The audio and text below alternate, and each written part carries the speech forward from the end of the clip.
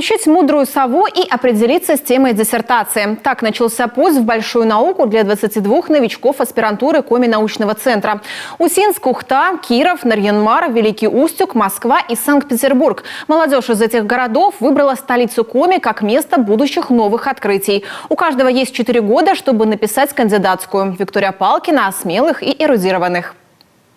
Раскрыть секрет вечной молодости. Задача максимум, задача минимум – защитить кандидатскую диссертацию в 2026.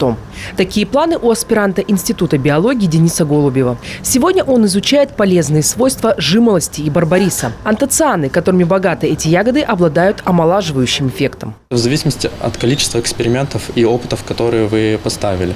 Для начала, естественно, нужно собрать растения летом.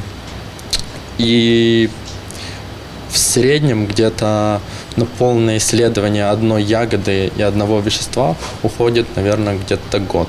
Одна из самых топовых лабораторий Института биологии – лаборатория гиропротекторных и радиопротекторных технологий. Только в этом году приняла 3 аспирантов. Требования к молодым ученым высокие. Все эти ребята, они очень хорошо подготовлены. За их плечами бакалавриат, потом магистратура. Это люди, которые хорошо знают английский язык, очень хорошо знают свое дело, любят его. Они большие энтузиасты, потому что им интересно изучать те вопросы, которые мы тут изучаем. Они связаны со старением организма, с тем, каким образом можно влиять на эти процессы. И в конечном итоге, каким образом можно разработать какие-то средства и понять, как облегчить и увеличить продолжительность жизни человека. Об аспирантуре Екатерина Бушманова задумалась еще на 2-м курсе бакалавриата. Тогда молодая студентка решила, что свяжет свою жизнь с физиологией. Сегодня она в составе комплексной научной группы следит за состоянием здоровья ведущих спортсменов республики. Читая зарубежные статьи, я понимаю, что ту тему, которую мне дали, и я сама ее выбрала, это актуально сейчас. То есть в спорте изучение энерготрат, энергетического баланса, энергодефицита – это то, что сейчас на пике вообще в принципе в мире изучается.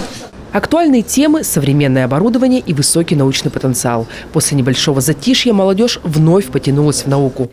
В этом году защитить кандидатскую удалось сразу 4 аспирантам, эффективность которой могут похвастаться не все научные центры страны. Для нас изначально, как и в целом для экономики республики, была ориентация на ресурсы.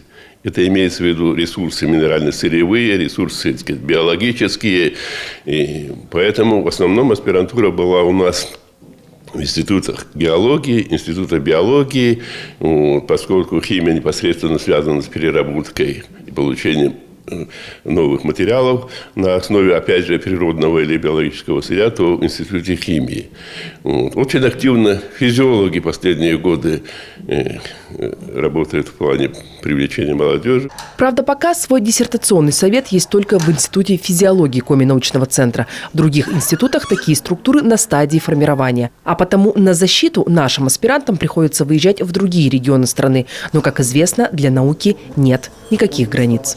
Виктория Палкина, Олег Костромин, Роман Боровиков, телеканал Юрган.